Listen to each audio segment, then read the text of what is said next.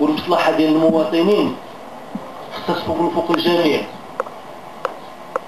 ومستعدين كما قال له هذاك المحاسبه نحاسبوا الجميع، كل واحد يتحمل مسؤوليته، حتى المواطن يتحمل مسؤوليته.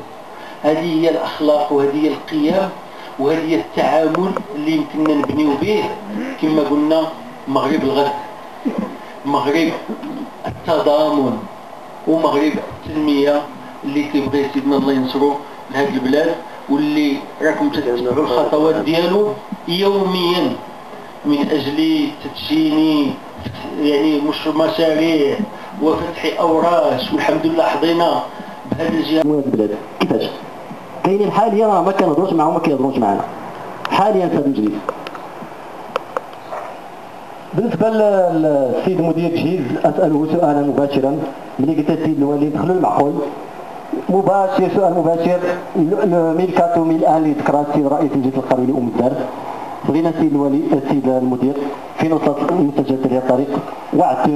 وعدتوا الجماعه وعدتوا جميع الساكنه بانه هو الطريق غادي تنجز في غضون 2010 مرورا بحد المسكر ووصولا ب 1000 واحد بتزيد المقطي، ولم نرى شيئا. وعدنا بالدراسه مؤخرا ونريد المنتجات في هذا الموضوع قبل ان يتطور الى شيء اخر.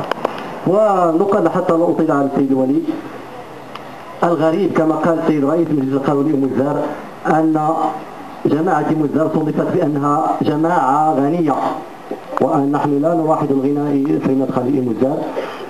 وأقفيت من برنامج كثير الذي يشجع التلاميذ إلى الولوج إلى المدرسة ويحارب الهدر المدرسي. يقول لك ترجعنا حنايا. أنا السيد الوالي نفذت البرنامج كما هو 13 كيلومتر ونص اللي كاينه في الاتفاقية ديال 2004 أنجزتها ومستعد للحساب في أي وقت.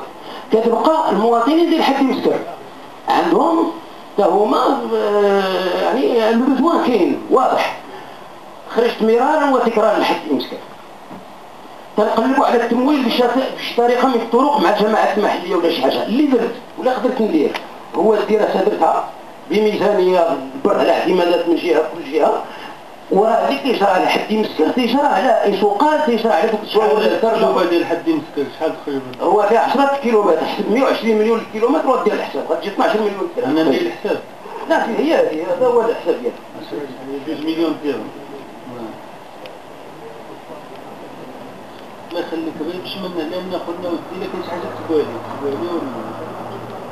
دابا لاباغ الجماعات خلطت لان باش ما عاودش نفتحوا النقاش. إلا كانت شي حاجة نسيتها ديروها لي كتبوها لي وراني.